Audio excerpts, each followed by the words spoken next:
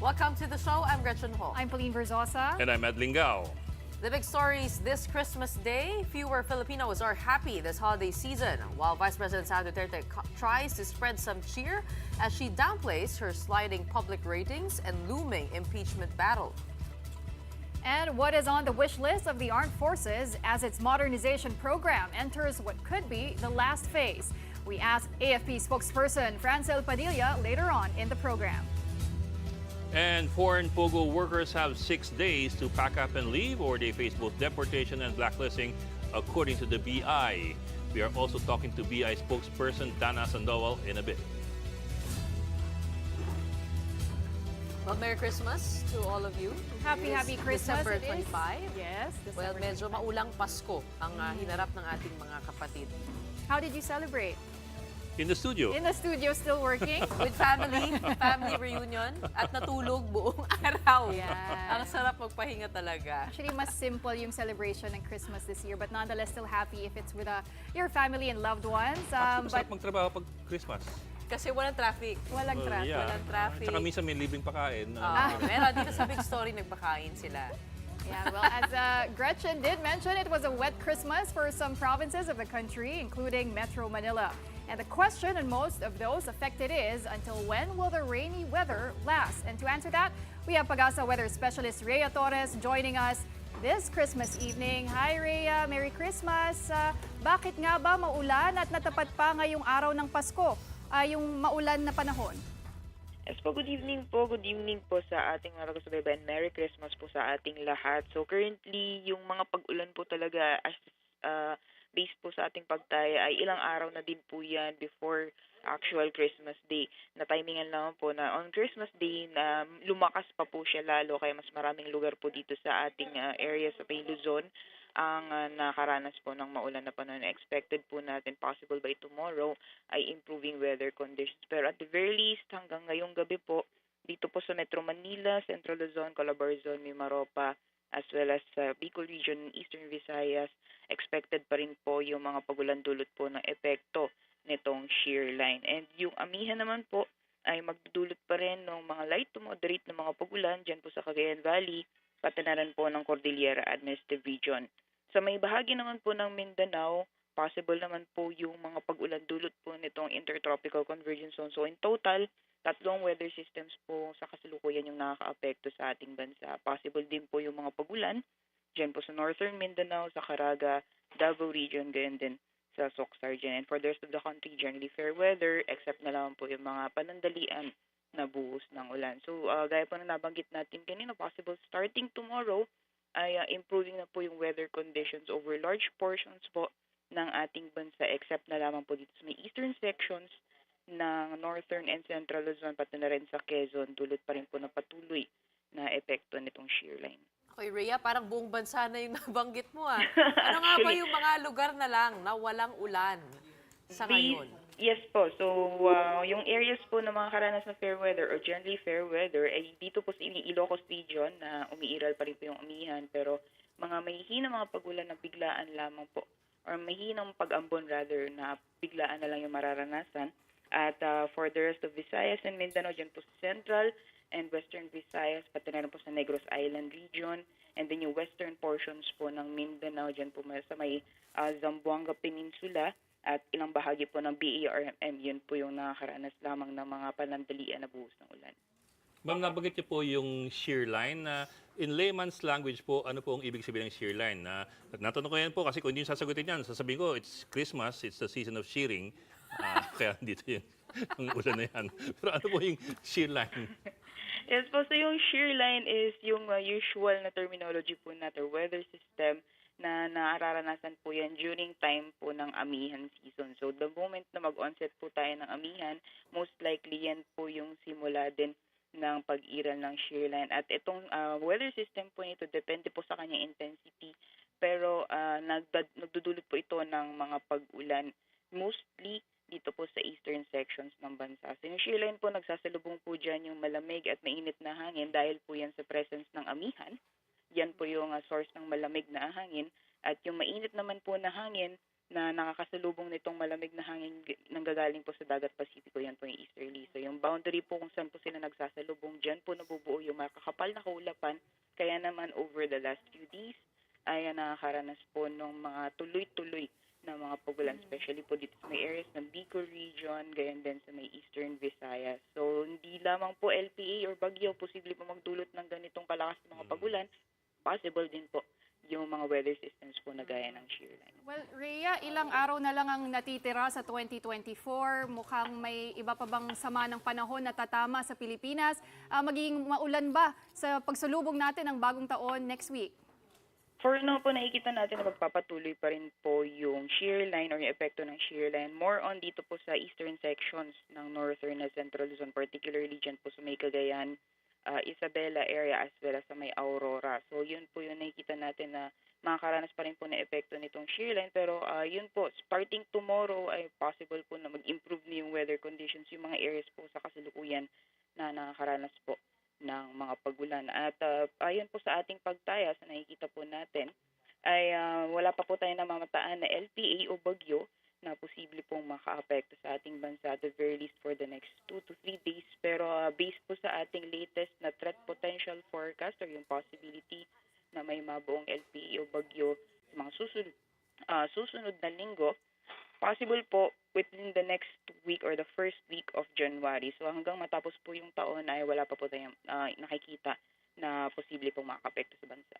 Rhea, in short, I guess, no, para sa mga nagbabalak magpaputok, sila ba ay advisean mo na bumili o wag na lang? Pagpaliban na lang? Kasi may ulan eh. Baka DOH dapat tanong mo dun.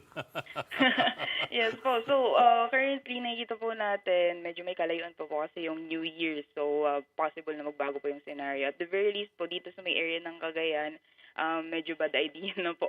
At baka ulanin po tayo dahil sa shear line. Ma'am, pero pahabol lang, is there any cause for concern in any area of the country because of this shear line? I'm talking in terms of, large volumes of rain coming down in any particular area.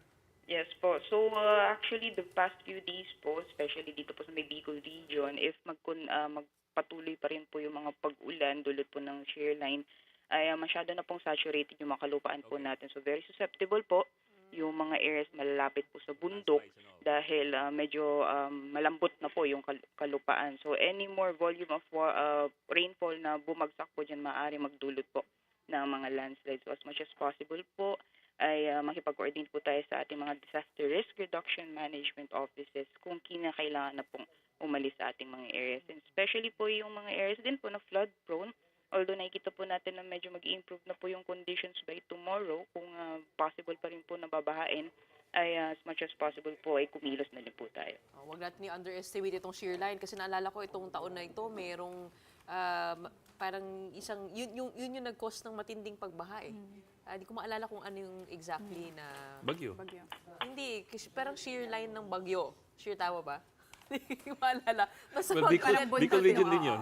Parang gano'n nga. So, pinagdadasal po natin yan at sana, wag naman sana, ay magkaroon ng matinding dulot itong shear line na binabantayan natin ngayon, pati 3 weather systems na iyong nabanggit.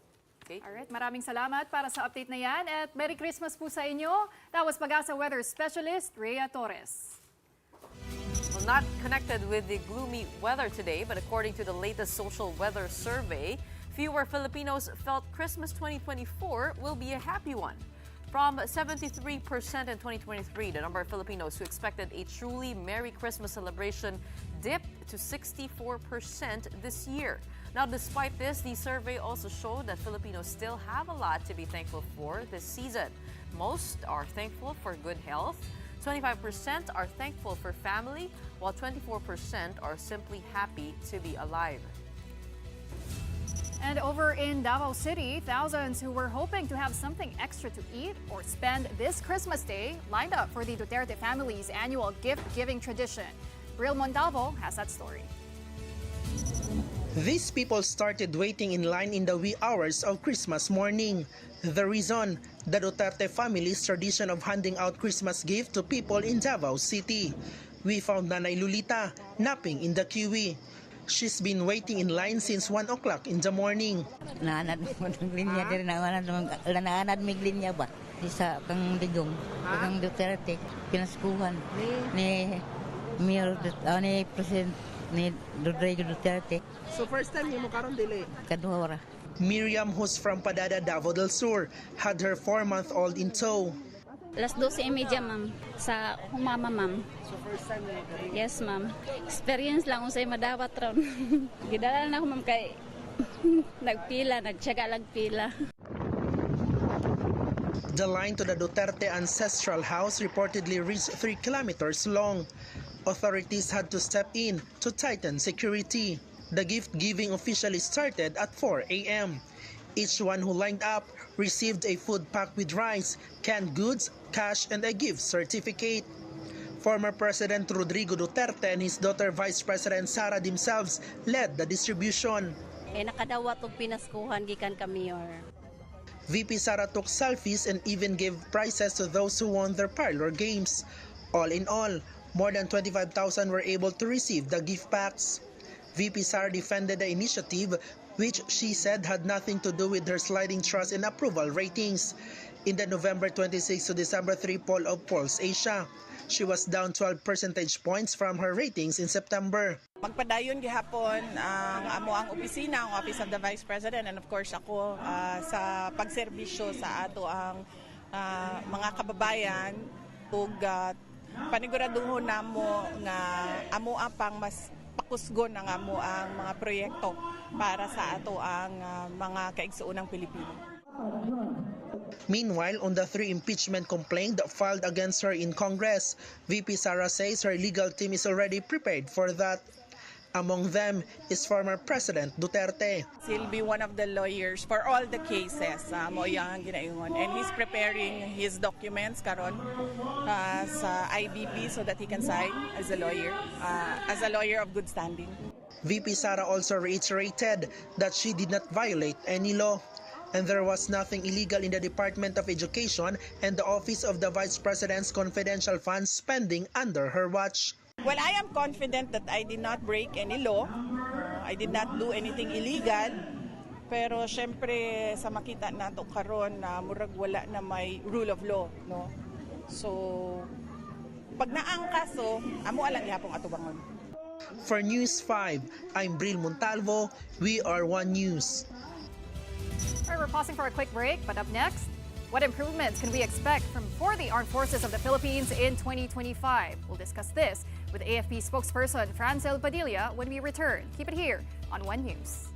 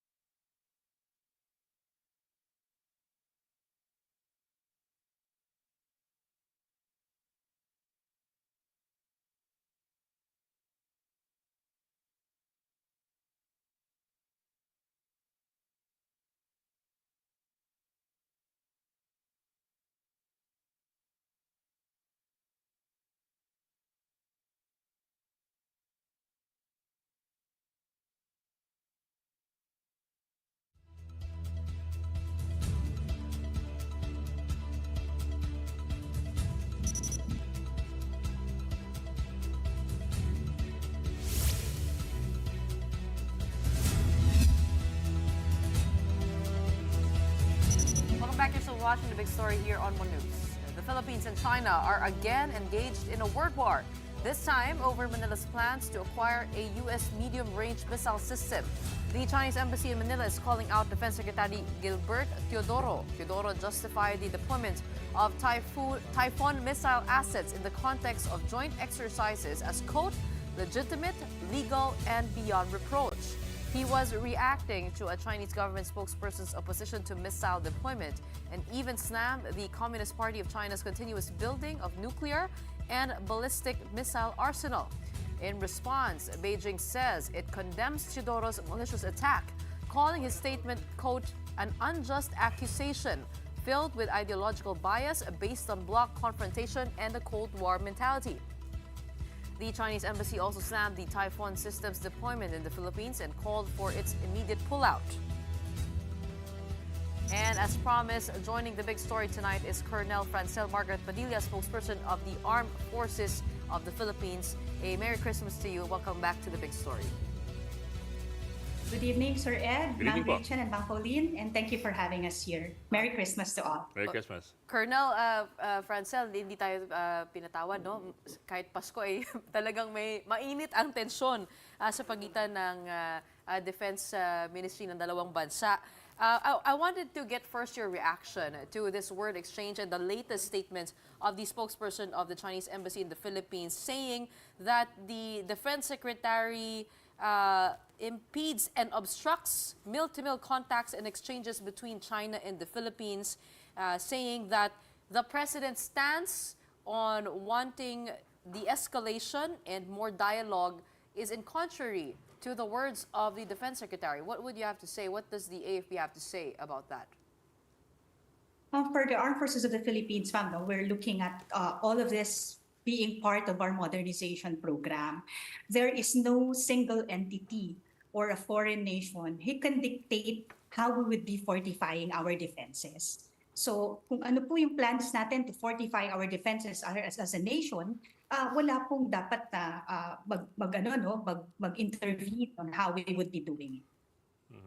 Well, actually, when you think about the range of the Typhoon missile system, it does look like an area defense system. In other words, it's not so much an offensive system as it's more of a defensive system, kumbaga.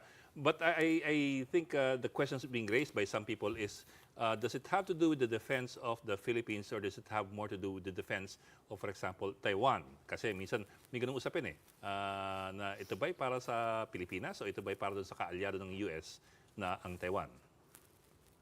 For us, sir, kung ano man po ang modernization projects no, na nandyan for the Armed Forces of the Philippines, is for the defense of the Philippines. So lahat yan, sir, we're looking at modern warfare and kung ano po yung present na challenges that we are facing. No? And we are actually, nag-a-adjust tayo to the modern times kung ano po yung mga dapat po nating harapin in terms of our defenses. So lahat po yan, how we look at the things, no, how we would be modernizing the Armed Forces of the Philippines, kasama po lahat yan, no, in our lineup. So with the modernization projects, sir, if we're looking at 37 projects in total, it's divided into 5 capability partitions. So ito naman, sir, meron tayong cyber systems doon. We have the subsystems and support systems. And we also have air interdiction capabilities lined up, surface and subsurface systems, and finally po, itong missile and counter-missile systems. Lahat po ito kasama sa modernization projects that we have been, through the years po, talagang we're trying to modernize the Armed Forces of the Philippines with the different Horizon projects. And nasa Horizon 2 na po tayo ngayon, and we are looking at Horizon 3 with all of these systems and the subsystems that are going to be in May place. dadagdag ko lang dun sa sinabi ni Ed, kasi if you take a look at the range of the Typhoon missile system, it is at 480 kilometers or 300 miles.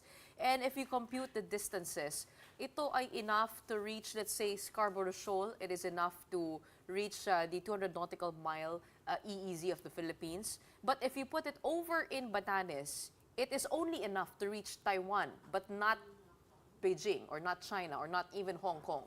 Medyo malayo, ano? Won't this be a trigger point because of the Taiwan in the equation? As I said, ma'am, no, in the Armed Forces of the Philippines, we're looking at all of the geopolitical tensions that we are facing right now and how we would be fortifying our defense as a nation. So lahat po ito, as our promise is to maintain our sovereignty, no? With that, kaya nga po ang ating Armed Forces of the Philippines, we are modernizing. And over and above that, kasama po yan pati yung capabilities natin. That's why we are doing all of these trainings with like-minded nations. And ito pong mga capabilities na ito, kasama rin po ito sa tinitrain natin na pwedeng i-handle ng ating sandatahang lakas ng Pilipinas. Okay, well, Colonel, Defense Secretary Teodoro actually also called out China, no, for its development of nuclear and ballistic missile capability. He said, quote, if the CCP is criticizing the modest capability development of the Philippines, well, they are also continuously building their own missile weapons. Can you elaborate more on this? What do we know about China's building of missile weapons right now? Ang alam naman po natin, no, kung ano po yung mga features that are being occupied within the South China Sea po ng China, and also we are able to detect different assets that they have within the area po. So tinitingnan po natin dyan yung mga kung ano po yung mga ships that are there in the area, kung ano din po yung capabilities nito. While we do not discuss operational matters and of course our intelligence gathering, rest assured po that the Armed Forces of the Philippines is also upgrading our capabilities. That's why nga po we are able to detect the presence of foreign nations in our exclusive economic zone. And dito nga po, magka-partner ito, no, yung capabilities upgrade natin and our modernization projects, looking at kung ano din po yung how we would be strengthening our defenses in the process of looking at also the different equations. Ma'am, Go ahead. Ma'am, we're certainly happy that modernization is moving along. I mean, it's been a while.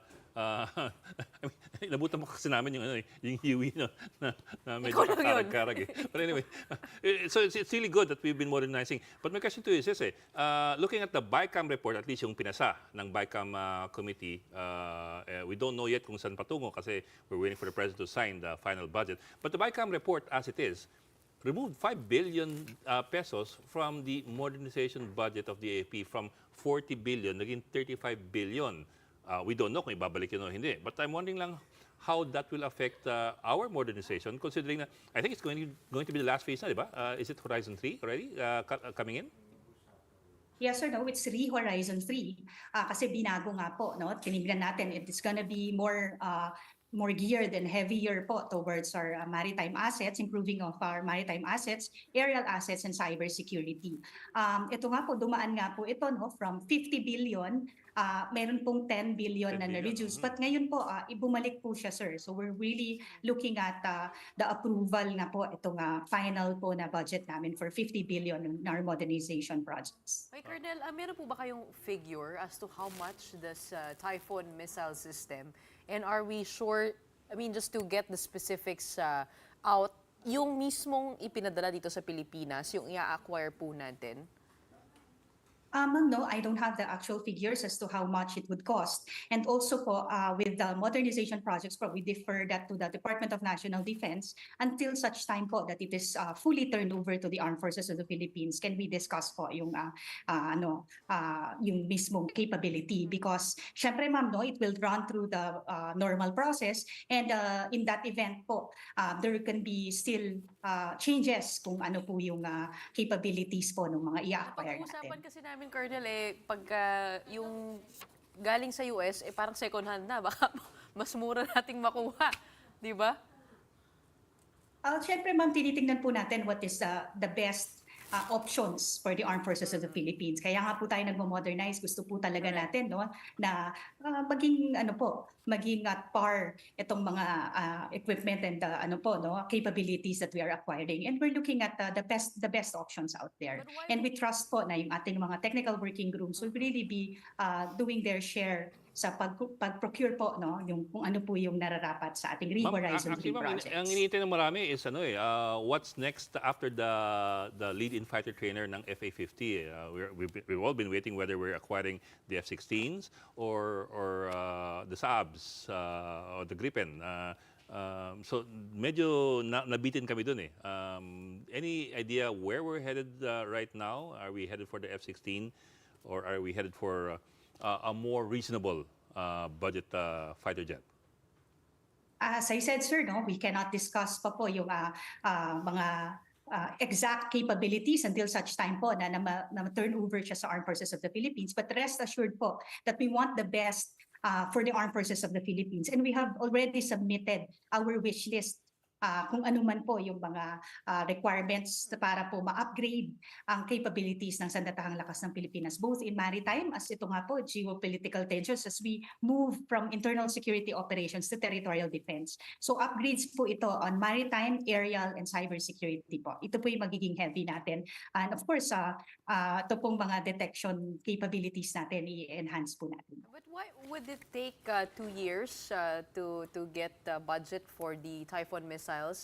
Can you run us through the process of acquiring and getting budget and actually having it turn over to the AFP? Yun naman po ma'am, meron talaga itong normal na process na dinalaan. So meron po tayong technical working groups, they will do their background research and everything, no? Lahat po of the documentary requirements. And of course, titingnan din po natin market research kung ano po lahat ng iba't ibang options out there. As I said, ang pipiliin natin kasi yung best option for us. Over and above that, as we move towards territorial defense, tinitingnan natin yan with all the exercises that we're conducting with the interoperability and integration of capabilities with like-minded nations na rin po pagka mga ganyan. So marami pong proseso na dinadaan into the equation. And of course, as I said, ito nga po, we defer that to the Department of National Defense kasi doon po talaga ito on the policy level na po, no? In the final acquisition kung ano po yung mare-recommend from the Armed Forces of the Philippines. And until such time nga po na ma-turn over siya sa amin, then we will discuss fully po the capabilities that we have acquired. How many years are you looking at in total? I cannot really say, ma'am, no, kasi ang proseso po paiba-iba yan. Meron po kasing intricacies dyan eh. Sometimes with the delivery, lalo na mga ano po to, no, defense equipment. So may iba't ibang proseso rin po even for the transport of this equipment po. Ma'am, pahabol na lang. More of boots on the ground naman to. There was an earlier announcement by a congressman that they approved 17 billion for subsistence pay of soldiers, going from 150 pesos per day to 350 pesos per day. Substantial increase daw. I think it's from 4.5 per month, magiging 10.5 per month. More or less yun. First of all, I'd like to confirm kung meron ang ganon na nangyari. Kasi nga, we just heard this from a politician eh. So we want to confirm first if that really is true, if there was such a movement, and what that effect would have on the people on the ground. Yes, sir. No, this was announced na nga po and we are really very thankful from the Armed Forces of the Philippines that nakita po no yung ating heroism and sacrifice, especially those of our personnel who are in the field. And so ang bawat sundalo, marine, airman, and sailor are very very thankful for this. And ang ano po natin dyan, this will take effect by next year and we're really hoping po na tuloy-tuloy po itong suporta po na ibinibigay sa ating mga tropa from the Armed Forces of the Philippines. Nabulo ko sa yung 60 pesos per day. 20 pesos per meal. I want to get to know how the AFP is right now. I mean, Chief of Staff General Romeo Browner said there was no loyalty check happening amid the political conflicts that we are seeing. How is the AFP now amid all the political noise? Yes, ma'am. No, we are saying that for each member of the AFP, it's country, not color. So hindi po tayo no na nagpapadala dito po sa ingay po ng politika and we remain loyal to the flag, to the Constitution, and to our chain of command. Ito po yung what we adhere to. And mataas po ang state ng moral ng bawat miyembro po ng Sandatahang Lakas ng Pilipinas as the latest of the survey has come out. And lumabas po dyan no, ang ating Air Force and ang ating Army, napakataas po ng rating. Ang Sandatahang Lakas ng Pilipinas po, we have 8 out of 10 Filipinos who trust the AFP and 7 out of 10 Filipinos are willing to fight with the AFP. And this is actually what fuels us to go on and perform our missions. So kung makita nyo po, no, with this Yuletide season, ang ating mga sundalo po, lalo na sa ating mga features, they're away from their families. But ito pong pagsilbi nila para sa ating bayan is to make sure that we continue to enjoy the democracy that we have, the freedom that we have, and of course for the rest of the Filipino people to enjoy the Yuletide season as well. The AFP and also the PNP was put on high alert because of the quote-unquote kill threat of the Vice President to the President. Bumaba na po ba yan? Back to normal na? At may conclusion na po ba tayo sa mga investigation on the death threat on the Vice President's life, as well as yung parang hired killer daw or hired gunman? Ma'am, regardless naman po of that report, we are on heightened alert because of the holiday season. And of course, meron din po tayo tinitingnan dyan na pinatapos na po natin yung ating internal security operations. And over and above that, we also have our natural disasters that we're looking into. Ito pong Kanlaon. So talaga pong heightened alert tayo. Tuloy-tuloy po ang operasyon, ang ating internal security operations that we are conducting all throughout. Hindi po tayo titigil dyan. So we have a target up till next year po, end of next year, we will be fully transferring this to law enforcement na po, as ito nga po ng ating insurgency problem, tinitingnan natin that they are anti-government, anti-development, and anti-people. And hindi po papayagan ng AFP na magpatuloy pa po ito. Kaya po itong gauge po natin, we will sustain them and continue on with our internal security operations, come what may. No ceasefire during the holiday season as declared by the AFP. In the meantime, thank you so much for joining us on Christmas Day. A Merry Christmas to you. Maraming salamat sa inyong serbisyo, AFP spokesperson, Colonel Francel Margaret Padilla. Taking another quick break, but right after that, what's next for non-Filipino Pogo workers when the deadline for them to leave the country expires on December 31st? We'll discuss this with immigration spokesperson Dana Sandoval when the big story returns. Keep it here on One News.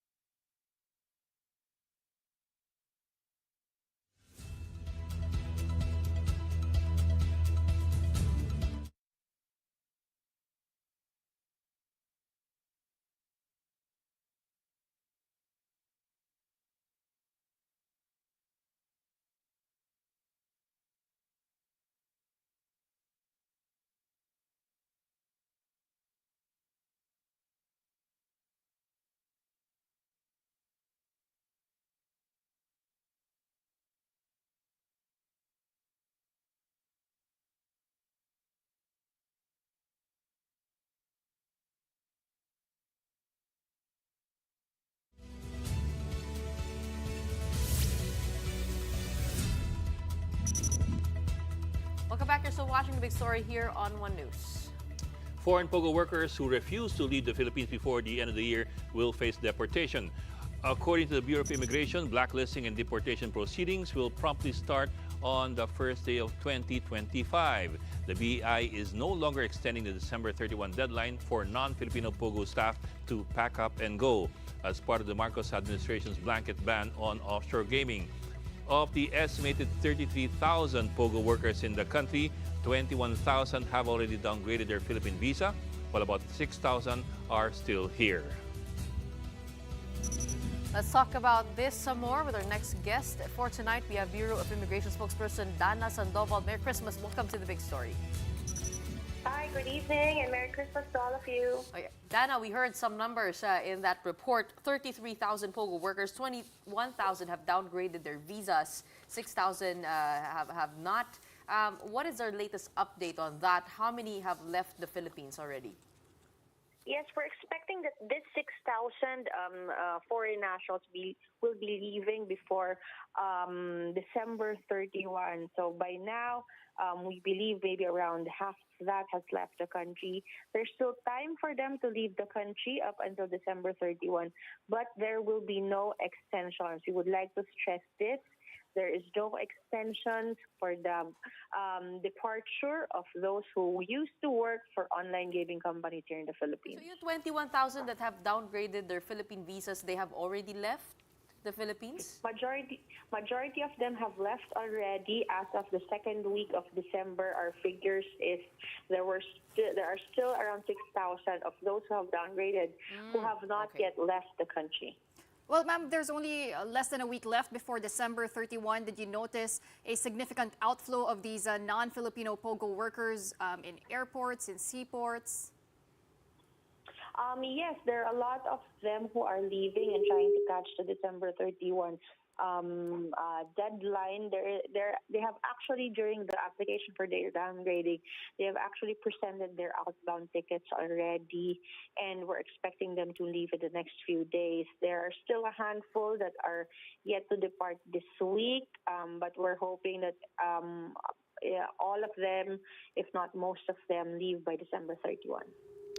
Ma'am, it's good to know that you have pretty good numbers there, but I would imagine, but correct me here if I'm wrong, I would imagine that your problem is not those you have counted, but those you have not counted. Ibig sabihin yung mga illegals. I suppose kasi itong mga binabanggit yung mga numbers, ito yung mga illegal, ito yung mga legal, registered, and known Pogo workers. Our problem has, for the longest time, been those who are underground. I'm wondering if we have any kind of estimate as far as they are concerned. Well, it's hard to make an estimate when it comes to the illegal foreign nationals. But what we noticed is that since the legal online gaming companies have closed down shop and online gaming is not being tolerated already in the country, we've noticed that some of those illegal aliens are trying to spread out their operations instead of the usual big companies with thousands of foreign national employees. They've downgraded they've changed their modus operandi into having smaller operations, like in residential, more dispersed in residential areas, and instead of the usual thousands or hundreds, it's just 10 or less per area. So it's harder for people to detect that, and it's even not a red flag for the community in that area. Like even the neighbors wouldn't be bothered by just a handful of foreign nationals in the area. So they're trying to be more discreet in their operation. So that's what we're targeting now, together with PAOK, together with other local law enforcement agencies, is to target those smaller illegal online gaming companies. Because with the legal ones, we are just monitoring. Essentially, we're monitoring their departure, and we believe that since they work here legally, they will be compliant and following our laws enough to leave the country also in legal ways. But I can imagine nga na mas mahirap yung trabaho nyo ngayon because the big ones, you're looking at bigger infrastructure, bigger facilities, so mas obvious eh. When you look at the smaller ones that have been devolved from these bigger ones, you're looking at possibly isang kwarto lang sa isang condominium or and so on down the line. And you're looking at also more targets that you have to look after or look out for. What's your strategy here? How do you plan to go about this? Yeah, they're doing things underground already, trying to hide their operations instead of the bigger ones. So what we're doing right now, if you've noticed, is we've been partnering with local law enforcement, with PAOK, with other government agencies, especially the local government units. You know, the LGUs really is a big help in locating the smaller operations, because the LGUs would see if there are any major changes in their areas, in the small barangays that are under their jurisdiction, and are able to report that to us. If we see any kind of suspicious activity of foreign nationals in their area, then that is when we swoop in and conduct investigations and arrests. Okay, ma'am. Well, are all these foreign individuals who were deported, are they already barred from returning to the Philippines? Who are allowed to return to the country? Will they be flagged? Because we are seeing in some of the video materials, yung iba sa kanila parang may naiwang mga partners or mga anak. So, can they still return? The big difference between those who have been working here legally versus those who are working illegally is that those who work here legally and have downgraded their visas and will leave the country or have left the country before the December 31 deadline are not blacklisted.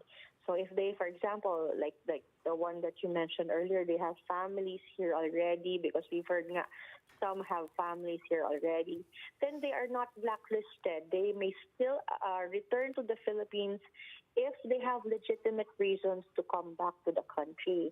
But the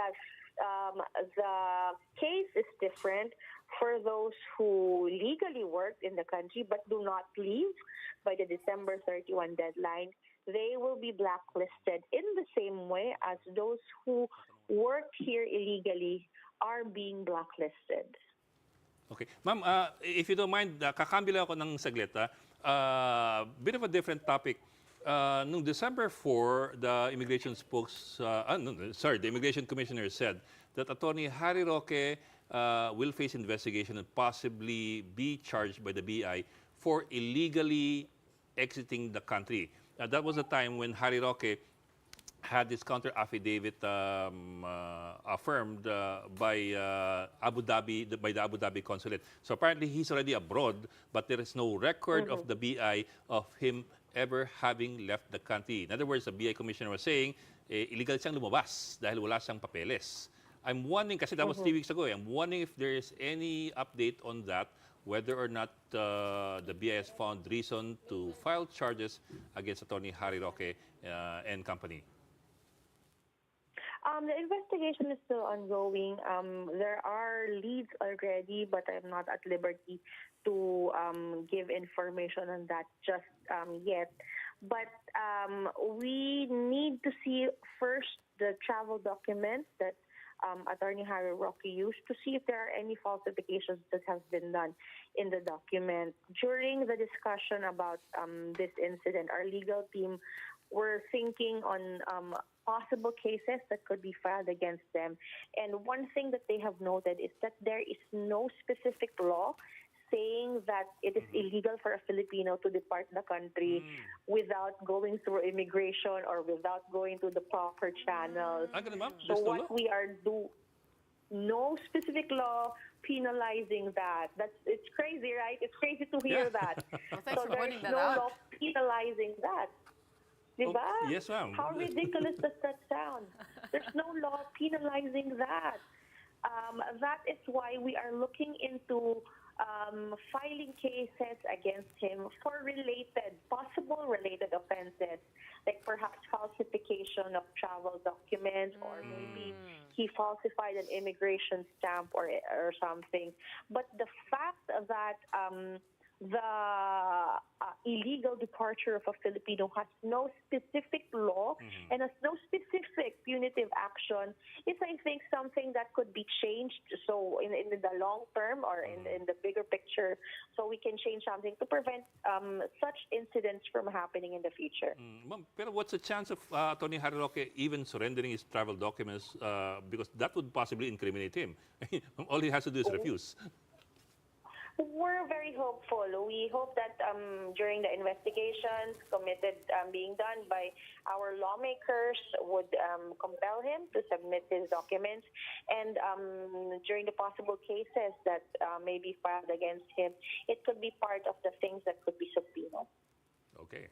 Well, we will get back to you for updates on that for certain. Salamat, ma'am. But in the meantime, a Merry Christmas to you. Thank you so much for joining us tonight. We have immigration spokesperson Dana Sandoval. In other news, people flock cinemas on the kickoff of the 50th Metro Manila Film Festival today. Also, PBA fans are in for a double treat on Christmas Day as audiences get the chance to watch not just their favorite team, but the much talked about MMFF entry, The Kingdom, as well. We have Evan Tarinque, our mobile journalist, and he is reporting to us live from the Smart Araneta Coliseum. Evan, how's the situation there? At sa mga sinehan on Christmas Day, packed action indeed. Gretchen, kahit nga tuloy-tuloy yung pagbugso nga ng ulan dito sa Metro Manila, ay talagang patuloy na dinagsanga itong opening day ng Metro Manila Film Festival dito nga sa mga sinihan dito sa may Metro Manila. Especially nga sa may isang sinihan sa may Mandaluyong, no? Lahat ng movies talagang may pila at talaga, especially nga doon sa may isa pang talagang tumatak na pelikula para sa ilang manonood ay ito nga The Kingdom na simula pa lang ay meron nang nakapila for the next screening, no? Hindi pa tapos yung period na pinapanood. May nakapila na kaagad para sa susunod na screening, no? Meron ding mga movies na sold out agad hanggang sa kanilang last full show, no? So, talagang mapapansin natin talagang dinagsa itong opening day ng Metro Manila Film Festival ngayong araw. So far, no, kinukulit pa raw ang data regarding sa may box office earnings ng mga pelikula ngayon. So, patuloy natin antabayanan kung ano ba yung magiging estimate na kikitain ng mga pelikula sa ngayong taon. Ganyan. Evan, since nandyan ka na sa Araneta, alam naman natin, tradisyon talaga para sa ilang pamilya na manood ng Christmas game, Manila Clasico, between Barangay Ginebra, of course, and the Magnolia Hotshots. Nagdagsaan din ba yung mga tao this year to watch that game? At ano na ba yung score? Sino nang lamang? Tama ka dyan, no?